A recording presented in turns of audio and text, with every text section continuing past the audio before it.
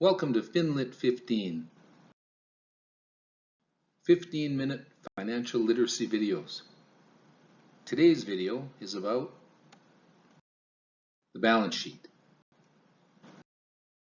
What is a balance sheet? A balance sheet is a financial statement. It's one of the two primary financial statements, the other of which is the income statement. If people ask you for a set of financial statements, they're going to want at least a balance sheet and an income statement. There are other statements as well as notes that can accompany the balance sheet income statement, but those other statements generally just provide more detail about something that already appears on either the balance sheet or the income statement. The main characteristic of a balance sheet is that it is at a specific date. The balance sheet represents a snapshot of the company's financial position at a specific point in time. What date? Well, it could be a month end. It could be a quarter end, a quarter being 3 months. It could be a year end, either the calendar year or the company's fiscal year. Or it could be any other useful date. For instance, say you're selling your business. You might want a balance sheet, the close of business on the date of sale. What does a balance sheet show? It shows the financial profile of the company in terms of assets, what the company owns, liabilities, what the company owes, equity, the difference. You're probably already familiar with these terms. Think of a homeowner. Asset, what the home is worth. Liability, mortgage.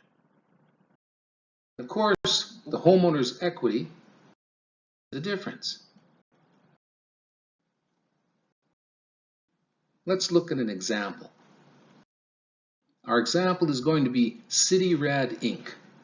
Now, Inc. is short for incorporated. So what we're talking about is a company that happens to be a corporation called CityRad. We'll pick a date, December 31st, 2020. A month end, could also be a year end. Let's get started. The conventional title on any financial statement is Who, What, and When. CityRad Inc. Balance sheet as at December 31, 2020. We'll start with the assets. Cash, $20,000. This is a total of all their cash, petty cash, cash in the till, and cash in the bank. Accounts receivable, $60,000. CityRad has customers that they give credit to. The customer takes product and owes money. The total of all the money owed to the company at this particular date, December 31st, is the accounts receivable. Inventory, $90,000.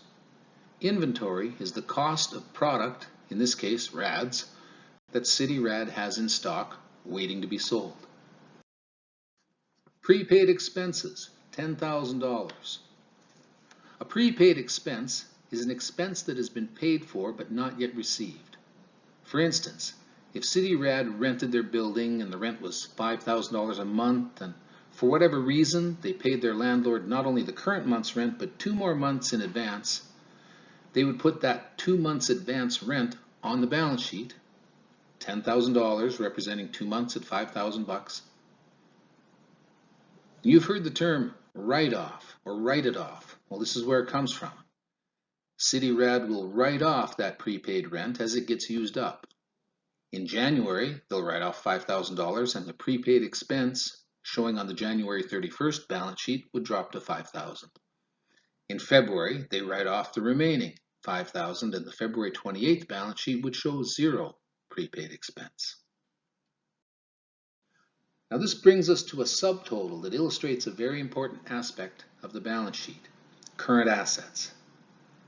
Current assets are defined as assets that are cash or that will become cash within a year. Notice we put these current assets first on the balance sheet and we took a subtotal. This will be useful later. Now let's review. Cash, well, of course, is already cash, so you can't get any more current than that. Accounts receivable.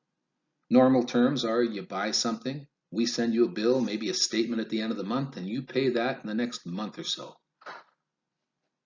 Inventory. Those are RADs that are going to be sold. More than likely, the inventory is going to be turned over, as they say, more than once a year, so the inventory is current. And prepaid expenses, like the example we used with the rent that's going to be used up in the next 2 months, prepaids are current. Next section, land and building. So CityRad owns its premises. Of course, land and building aren't going to turn over or disappear within 12 months, so they're not part of current assets. Equipment. CityRad owns some equipment. The number showing here is $28,000. More on that later. The vehicle. CityRad has a shop truck.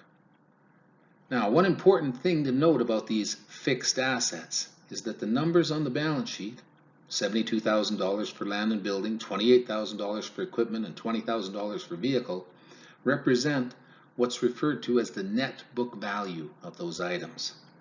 Just like we saw with prepaid expenses, we do something similar with fixed assets. Difference is we write these fixed assets off over more than a year, specifically over their estimated useful lives. Now, what kind of lives? That depends on the type of fixed asset. For land, for instance, we don't write it off. Land doesn't wear out or disappear. For the building, say 20 years might be about right. For the equipment, maybe 10 years. And for the vehicle, say 5 years. Let's deep dive one of these. CityRad bought the vehicle at the beginning of 2020 for $25,000. Now 1 year's gone by and they've written off 1/5 of the $25,000. 1 year of the 5 years estimated useful life. So the net book value that we see on the balance sheet here is $20,000. The takeaway regarding fixed assets on a balance sheet is that the number you see is not the current resale value or the current value in any way. It's simply the original cost net of the amount that's been written off or depreciated so far. Let's carry on. Fixed assets, net book value totals $120,000. And we're going to keep this balance sheet simple, so that's it. That's what CityRad owns. Total assets, $300,000. Now let's go to the other side of the balance sheet. Liabilities. And just like with current assets, we're going to start with current liabilities. Accounts payable, $50,000. Just like CityRad gives its customers credit, CityRad has arranged credit with their suppliers. The total of what they owe to their suppliers at December 31st, 2020 is $50,000. And of course, accounts payable are current because unless CityRad has some really nice suppliers, they probably have to pay them within the next year. Accrued liabilities. Now, an accrued liability is just an account payable where you haven't got the bill yet. For example, in the city where CityRad is, the city bills business for water every 3 months. In this example, CityRad got their last water bill up to November 30th. This 3-month bill was for $3,000. Now they won't get another water bill until the end of February. Meanwhile, December's gone by and CityRad wants an estimate of their water expense for the month. So CityRad says, okay, our last bill was $3,000. It covered 3 months, so that's about $1,000 a month.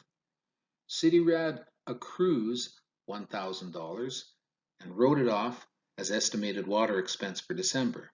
That accrued liability of $1,000 shows here on the balance sheet. Next month, they'll accrue another $1,000. Then when the water bill actually arrives in February, they'll take the accrued, move it up into accounts payable, and we'll be done. Current portion of long-term debt. Well, that's sort of self-explanatory. First off, it gives away the fact that CityRad has some long-term debt. And in order to be consistent with our definition of what a current liability is, we take the portion of that long-term debt that is due within 12 months and we put it up here with current liabilities. Total current liabilities, subtotal $60,000. Okay, here comes the long-term debt. CityRad has a mortgage and an equipment loan. The total of their long-term debt is $40,000. Well, just remember, the total mortgage and equipment loan is actually that $40,000 that's due past a year, plus the $9,000 that's due within 12 months. So the total of the two loans at December 31st is $49,000. And that's it. That's the total that CityRad owes. $100,000. Of course, what that means is if you have $300,000 in assets and $100,000 of liabilities, equity is $200,000. You have a balance sheet. Total assets, $300,000. Total liabilities and equity, $300,000. Now that you've been introduced to a balance sheet, let's take a quick look at a couple of ways that people evaluate balance sheets. There's going to be a full video on what are called KPIs, Key Performance Indicators.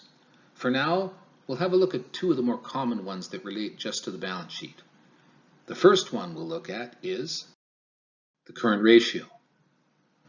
Now let's look back at our balance sheet. Remember when we talked about current assets and current liabilities? Well, here's how we can use that distinction to get some useful information. The current assets, $180,000. Current liabilities, $60,000.